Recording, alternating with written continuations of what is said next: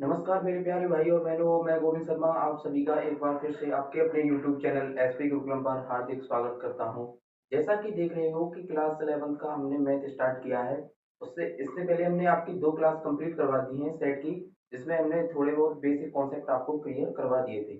कल की क्लास क्या हुआ था, थोड़ी लाइट की वजह से बंद हो गई थी डायरेक्ट ही, लेकिन उसको भी हम आपको बताएंगे जो आपको कल मैंने आपको एक बार कॉन्सेप्ट कराया था। यदि आप चैनल पर नए हैं तो चैनल को सब्सक्राइब कर लें, बेल आइकन दबा लें, जिससे कि आने वाली वीडियो का समय से आपको नोटिफिकेशन मिलता रहे। और एक बार वीडियो को शेयर जरूर कर दीजिएगा, जिससे कि आने वाली वीडियो का आपको नोटिफिकेशन समय से मिलता रहे। जैसे ही आपके ये कॉन्सेप्ट क्लियर होगा इस चैप्टर का, उसी के साथ हम इसकी एक्सरसाइज जितनी भी हैं चैप्टर की, उन सभी को वन बाय वन आपको सॉल्यूशन ब्लैक बोर्ड पर ही करवाएंगे। तो चलिए स्टार्ट करते हैं।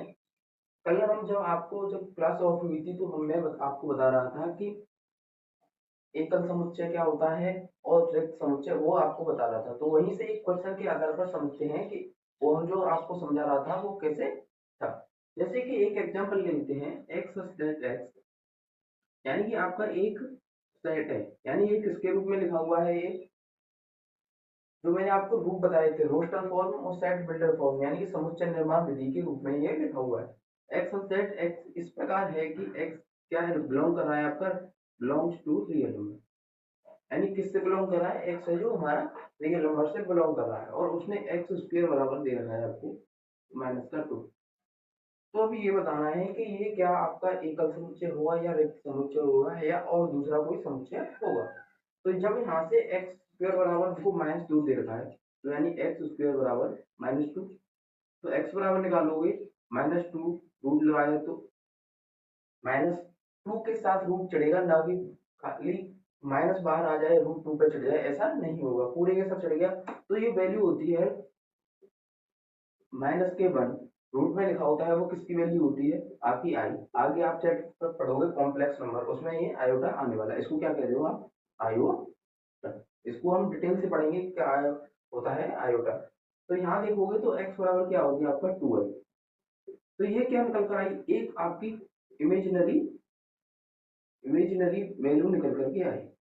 तो हमको चाहिए क्या था, रियल नंबर। तो रियल नंबर तो इमेजिनरी नंबर नहीं हो सकता, यानी कोई भी एलिमेंट इससे बिलोंग नहीं करता।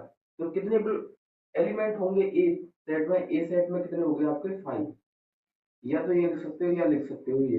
तो ये कौन सा हो जाएगा, यानी कि एम्प्टी सेट हो जाएगा, यानी रिक्त समुच्चय हो जाएगा, रिक्त समुच्चय। तो कल यही बात चल रही थी, उसको क्या कहेंगे, रिक्त समुच्चय कहेंगे। और यदि एक एलिमेंट आ जाता तो उसको क्या कहते, एकल समुच्चय कहते। तो अब चलते हैं नेक्स्ट टॉपिक अपने सबसेट यानी कि उप समुच्चय के बारे में। सबसे इंपॉर्टेंट है इसी चैप्टर का उप समुच्चय, और उसी के साथ पढ़ेंगे उचित उप समुच्चय। दोनों ही बड़े आपके इंपॉर्टेंट पॉइंट्स हैं। तो है सबसेट, इंग्लिश में कहेंगे सबसेट और हिंदी में कहेंगे उप समुच्चय। हिंदी में क्या कहेंगे, उप समुच्चय। तो सबसेट कहते किसे हैं, जैसे कि कोई एक सेट है ए, यदि उसी के सारे ही अवयव या उससे थोड़े बहुत कम, यानी कि वो अवयव सभी होने चाहिए जो सेट ए में है वही सेट बी में हो, तो हम कह सकते हैं जो सेट बी है उस सेट ए का क्या होगा, सबसेट होगा, यानी कि सब उप समुच्चय होगा। आपको अभी समझ में नहीं आया होगा तो मैं एक एग्जांपल से समझाता हूँ। जैसे कि कोई सेट दे रखा है ए, इसको कैसे देखते हम, जैसे 1 2 3 4, ये हमको एक सेट दे रखा है ए, और दूसरा सेट दे रखा है यानी कि बी। बी को कह सकते हो 1 2, ये दे रखा है आपको बी। लेकिन क्या होना चाहिए, एक में जितने एलिमेंट दे रखे हैं या तो उसके बराबर होने चाहिए इसमें या उससे थोड़े कम, यानी ये एलिमेंट इसमें होने ही चाहिए, या तो सारे होने चाहिए या कम भी हो सकते हैं, लेकिन एक दो यहाँ पर भी है तो एक दो यहाँ पर भी है, ऐसा होना चाहिए। ऐसा नहीं है कि यहाँ पर 1 2 3 4 दे रखा है, यहाँ पर 4 और 6 दे रखा है, तो वो इसका क्या हुआ, सबसेट नहीं हुआ। तो हम क्या कहेंगे, यानी कि जो छोटा वाला सेट है, यानी जिसके सारे एलिमेंट बड़े वाले में है, तो यानी कि छोटा पहले मुझको लिखना है, यानी बी। बी क्या होगा हमारा सबसेट, यानी उप समुच्चय होगा, किसका होगा वो, ए का होगा। ये कंडीशन यहाँ से बनती है, यानी कि एक ऐसा समुच्चय जिसके सारे एलिमेंट उसके बड़े सेट में हो, तो हम छोटे वाले सेट को ही बड़े सेट का उपसमुच्चय कहते हैं। क्या होता है, ये बराबर भी हो सकता है, यानी कि एक कंडीशन बन जाती है बी सबसेट ऑफ ए, ये कंडीशन भी बन जाती है, यानी कि ये बी जो है वो ए के बराबर भी हो सकता है। मैंने कहा या तो इसके बराबर होनी चाहिए, यानी कि बी, ये भी कंडीशन बन सकती है आपकी, बी एक दो तीन चार, इसको भी हम बी कह सकते हैं यहाँ पर। यदि ये बी लोगे तो भी ये बी क्या है, आपका सबसेट होगा ए का। उल्टा भी कर सकते हो, ए सबसेट है बी का भी। लेकिन यदि यहाँ छोटा है तो ऐसा नहीं कर सकते कि नहीं आप ये लिखते हैं ए सबसेट है बी का, ये तो गलत हो जाएगा। तो आपको क्या लिखना है, बी सबसेट ऑफ ए और बी सबसेट और इक्वल टू ए, यानी कि छोटा एलिमेंट हमको यहाँ पर लिखना है और बड़ा एलिमेंट आगे लिखना है, यानी कि जिधर मुंह खुलेगा उधर बड़ा होगा, यानी उसका समुच्चय उपसमुच्चय होगा कौन सा होगा, बी वाला होगा। और इसी में एक होता है अधिसमुच्चय, अधि समुच्चय इसी से रिलेटेड होता है। इसको इंग्लिश में कहोगे तो यानी कि सुपरसेट। सुपरसेट क्या होता है, सुपरसेट यानी कि जिसमें एलिमेंट ज्यादा, उसी को क्या कहेंगे, दूसरे वाले समुच्चय का अधिसमुच्चय कहेंगे। जैसे कि यहाँ पर बी सबसेट दे रखा था हमको ए का, यानी ए का उपसमुच्चय है बी, तो यहाँ कह सकती हो कि जो ए है वो क्या है, अधिसमुच्चय है किसका, बी का। यानी कि यहाँ कंडीशन हिंदी में लिख देता हूँ कि बी ए का, बी है ए का उपसमुच्चय, जो बी है वो ए का उपसमुच्चय है। और यदि अधिसमुच्चय इसी एग्जांपल में देखोगे तो क्या कहोगे, ए बी का अधिसमुच्चय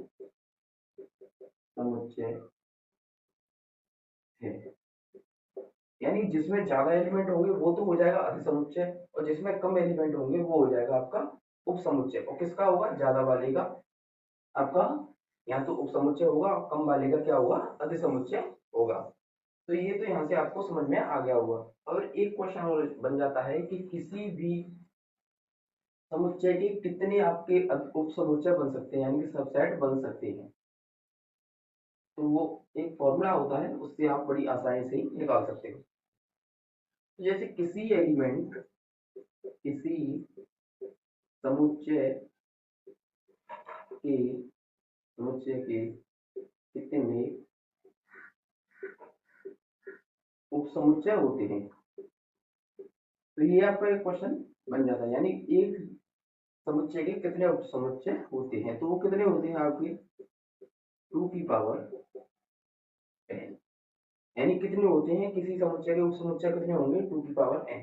जैसे कि आपको यहाँ पर दे रखा है 1 2 3 4, बड़ा हो जाएगा, आपको छोटा लिख के दिखाता हूँ, 1 2 3, ये समुच्चय दे रखा है, तो इसके कितने एलिमेंट दे रखे हैं, 2। n क्या है, n बराबर है element, element number of element, n क्या है आपका, नंबर ऑफ एलिमेंट, n दे रखा है नंबर ऑफ एलिमेंट।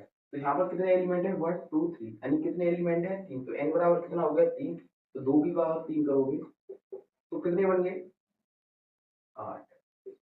2 की पावर 3 कितना होता है, यानी कि 8। तो टोटल इसके जो उपसमुच्चय बनेंगे वो कितने बनेंगे, 8 हमारे उपसमुच्चय बनेंगे।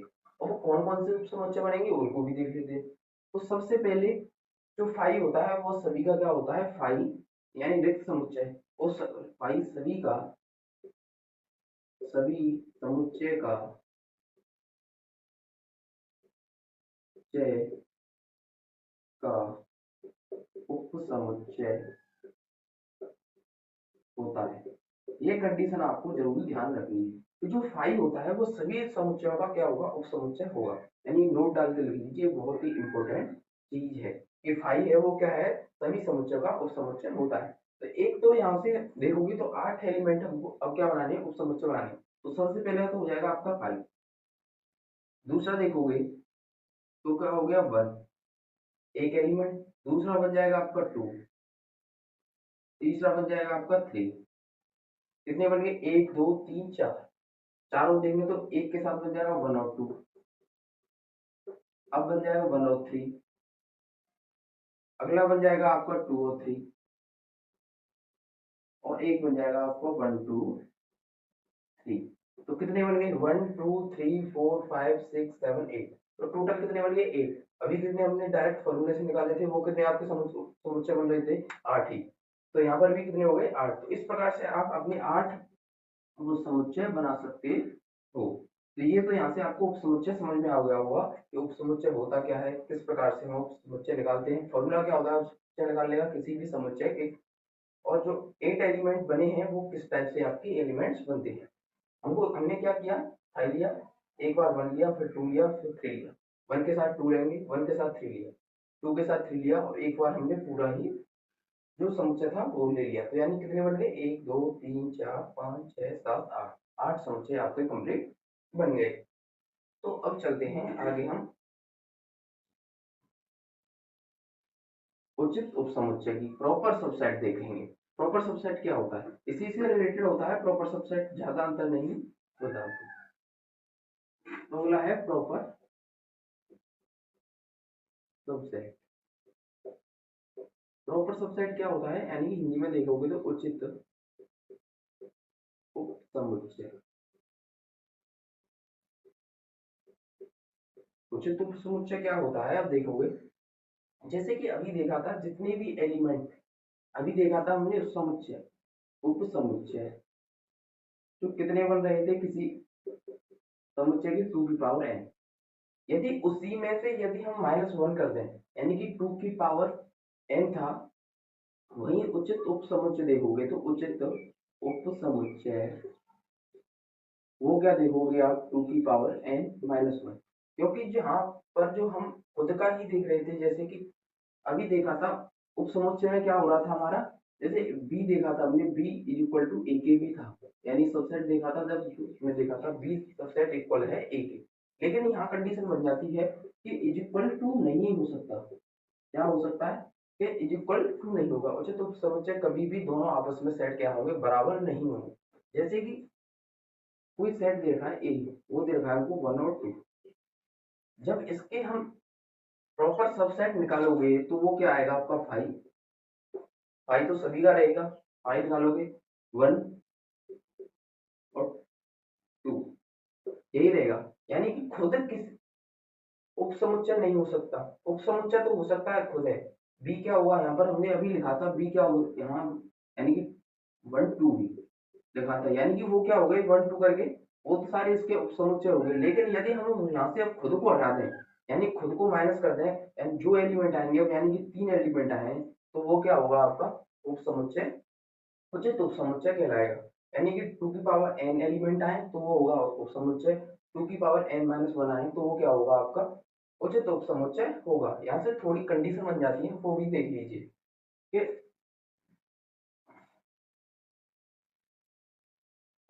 किसी समुच्चय के, किसी समुच्चय के उपसमुच्चय कितने होते हैं, 2 की पावर n। रिक्त उपसमुच्चय,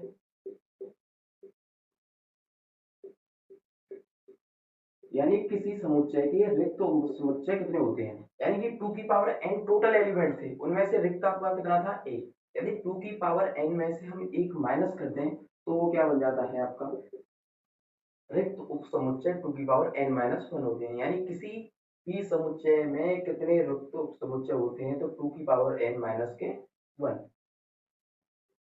किसी समुच्चय, किसी समुच्चय का, किसी समुच्चय में कितने उपसमुच्चय, उचित उपसमुच्चय होते हैं,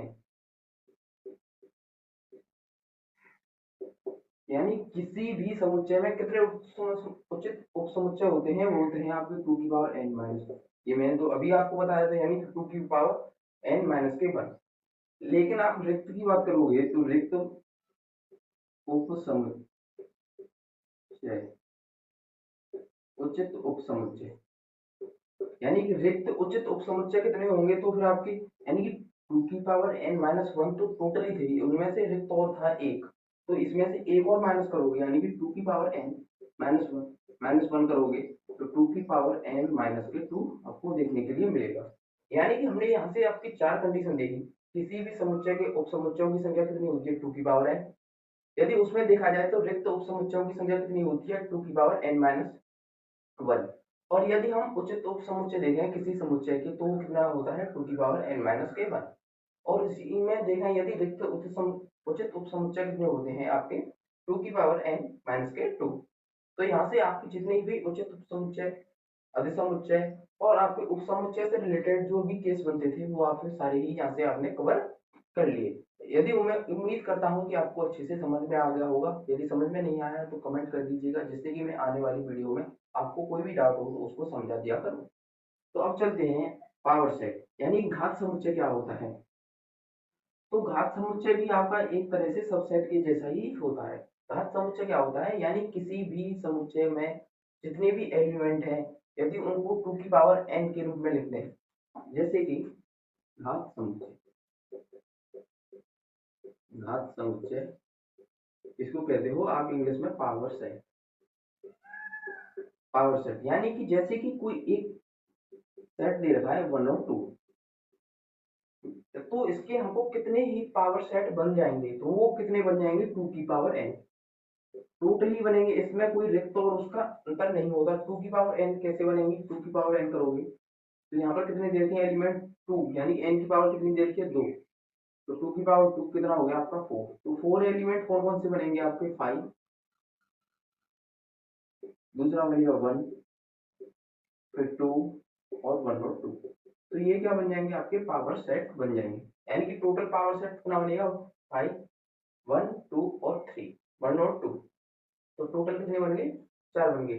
घात समुच्चय बिल्कुल आपके उप समुच्चय जैसा ही होता है, यानी कि 2 की पावर n निकाल ले फॉर्मूले लगा के हम अपने घात समुच्चय को निकाल सकते हैं। तो यहाँ से कोई बेसिक सा ही आपको क्वेश्चन बनेगा, ज्यादा इंपॉर्टेंट क्वेश्चन नहीं बनता। जो बनता था वो उप समुच्चय से ज्यादा बनता है, उचित उप समुच्चय से भी ज्यादा आपका पेपर में सवाल नहीं बनता। तो अब चलते हैं जो आपका इस चैप्टर का बहुत ही इंपॉर्टेंट पार्ट है, यूनियन और इंटरसेक्शन। यूनियन ऑफ सेट्स यानी यूनियन कैसे निकालते हो किसी भी सेट का। तो यूनियन क्या होता है, जैसे कि आपको कोई एक सेट दे रखा हो ए, 1 2 3 4, और कोई सेट बी दे रखा हो आपको 4 5 6। तो यूनियन का मतलब होता है, यूनियन को हम किससे डिनोट करते हैं, यू से। तो यूनियन का मतलब होगा यू, यानी कि दोनों ही सेट का एक बड़ा सेट। यानी कि जब भी इन दोनों एलिमेंटों को देखोगे, जब दोनों ही सेट को देखोगे तो जितने भी एलिमेंट इन दोनों में लिखे हुए हैं उन सभी को एक आप सेट में लिख दो, उसी को क्या कहते हैं, यूनियन ऑफ सेट लिखते हैं। जैसे कि 1 2 3 4 यानी कि पहले सेट में थे वो हमने सारे ही एलिमेंट यहाँ लिख लिए। अब देखोगे तो 4, तो 4 तो हमारे पास पहले से ही था, जो नहीं है उनको हम बाकी से यहाँ लिख लेते। तो 5 और 6, तो जो ये सेट बना इसी को क्या कहोगे, यूनियन ऑफ सेट। किसका, ए और बी का जो यूनियन है, तो क्या हो गया, 1 2 3 4 5 और 6। जैसे दूसरा एग्जाम्पल लीजिए कोई, जैसे हमको एक ए दे रखा है ए बी सी, ए क्या दे रखा है हमको ए बी सी, और दूसरा सेट दे रखा है बी सी डी ई और एफ। ये 4 एलिमेंट दे रखे हैं, इसमें आपको 3 एलिमेंट दे रखे हैं। तो जब इसका हम यूनियन निकालोगे तो यूनियन क्या होगा, यू से हम क्या डिनोट करते हैं, यूनियन। तो यू क्या होगा आपका ए बी सी, तीनों एलिमेंट तो आएंगे पहले भी, यानी पहले जो भी आपको सेट दे रखा है उसके सारे एलिमेंट लिख लीजिए, यानी ए बी सी। अब देखना है दूसरे में, सी तो था तो सी हम लिखेंगे, अब डी है तो डी लिखोगे, फिर ई है ई लिखोगे, एफ है एल लिखोगे। तो ये क्या बन गया, यूनियन ऑफ सेट्स बन गया, इन दोनों का यूनियन बन गया। तो यूनियन आपको अच्छे से समझ में आ गया होगा। कुछ प्रॉपर्टीज हैं वो भी आपको मैं समझा देता हूँ।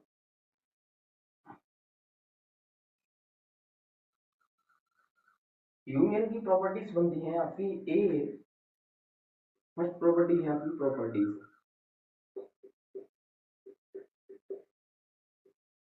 यदि ए यूनियन फाई दे रखा है आपको, ए यूनियन फाई, तो जो इसका आंसर आएगा वो डायरेक्टली क्या आएगा, ए। और यदि फाई यूनियन ए भी लिखा है तो भी उसका आंसर क्या आएगा आपका ए ही आने वाला है।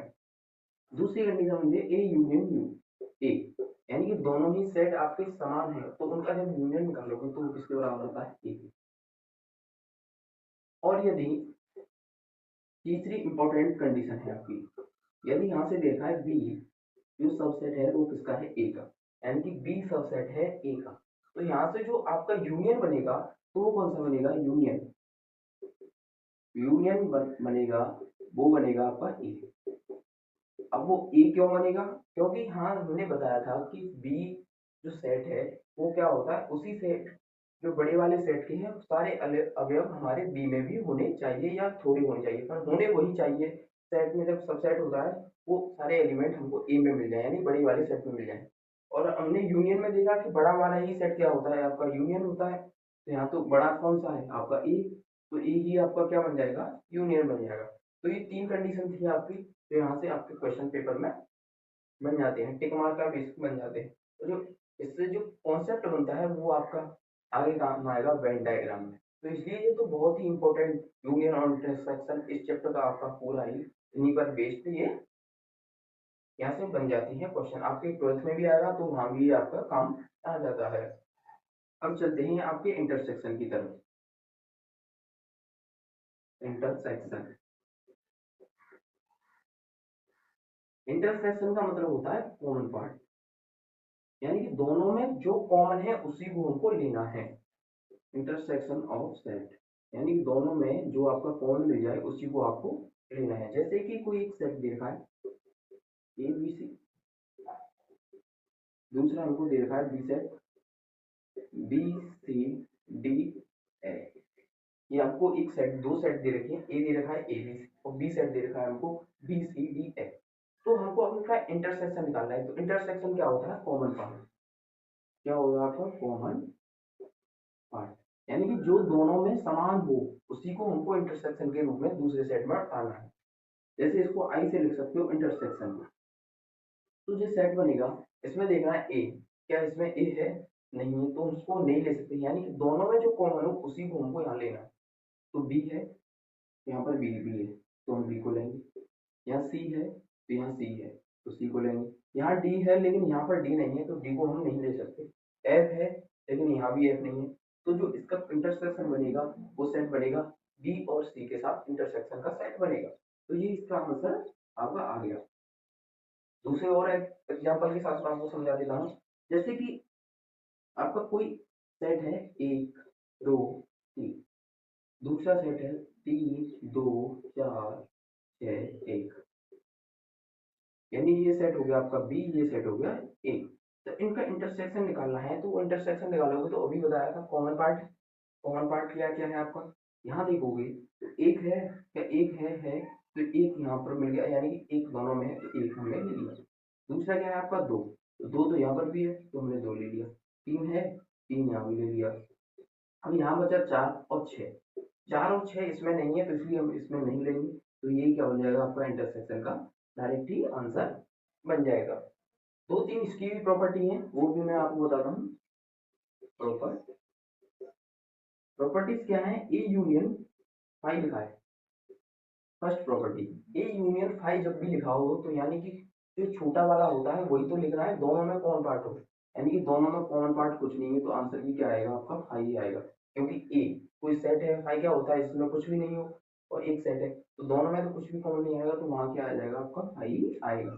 दूसरा सेट है ए, इंटरसेक्शन का साइन होता है आपका ए वाला, तो इंटरसेक्शन ए, तो क्या आएगा, दोनों का कॉमन पार्ट है तो ए ही आएगा, क्योंकि इंटरसेक्शन ए क्या होता है ए ही आएगा, क्योंकि दोनों ही कॉमन है तो दोनों में से तो कॉमन लेना है तो ए ही आ जाएगा। तीसरा कंडीशन बनती है आपकी यहाँ से, जब बी सबसेट ऑफ ए, ये आपको दे रखा है यानी कि बी क्या है आपका सबसेट है इसका ए का, तो यहाँ से हम जब निकालोगे कि इसका जो इंटरसेक्शन है वो क्या होगा, इसका इंटरसेक्शन होगा वो क्या होगा आपका बी आएगा। क्यों आएगा, क्योंकि हमको देखना है कि मैंने अभी बताया था ये क्या होता है आपका बड़ा सेट, तो ये क्या होता है छोटा सेट, लेकिन छोटे सेट में सारे ही एलिमेंट आपके होते हैं जो आपके ए में हैं, तो इसलिए मुझे छोटा वाला है वो लेंगे, यानी कि बी तो हम लेंगे आपका इंटरसेक्शन में, और जब ए लेते हैं वो किस में लेते हैं आपके यूनियन में, मैंने अभी आपको यहाँ से बताया था। तो यानी इंटरसेक्शन तक हमारी बात जो आपकी क्लियर हो गई। तो उम्मीद है कि यहाँ से आप यहाँ तक आपको समझ में अच्छे से आ गया होगा। तो इसके जो आगे का पार्ट है वो नेक्स्ट क्लास में देखेंगे। इसी के साथ हम इस वीडियो में विराम लेंगे। अगर वीडियो पसंद आया हो तो वीडियो को लाइक कीजिएगा, चैनल को सब्सक्राइब करना ना भूलिएगा और एक बार वीडियो को शेयर ज़रूर कर दीजिएगा और एक कल नए बेहतरीन से कॉन्सेप्ट के साथ इसी चैप्टर के और उसके साथ हम आप हाजिर होंगे, क्योंकि इस चैप्टर में जो अब बचा है आपका वेन डायग्राम बचा है और डिफरेंस ऑफ टू सेट्स बचा है, वही बचा है, उसके साथ हम फिर वीडियो में कल आपका एंड कर देंगे। उसके बाद आपकी प्रैक्टिस क्लास डेली आया करेंगी। तो इसी के साथ मिलते हैं नेक्स्ट वीडियो में। नमस्कार, जय हिंद, राधे राधे।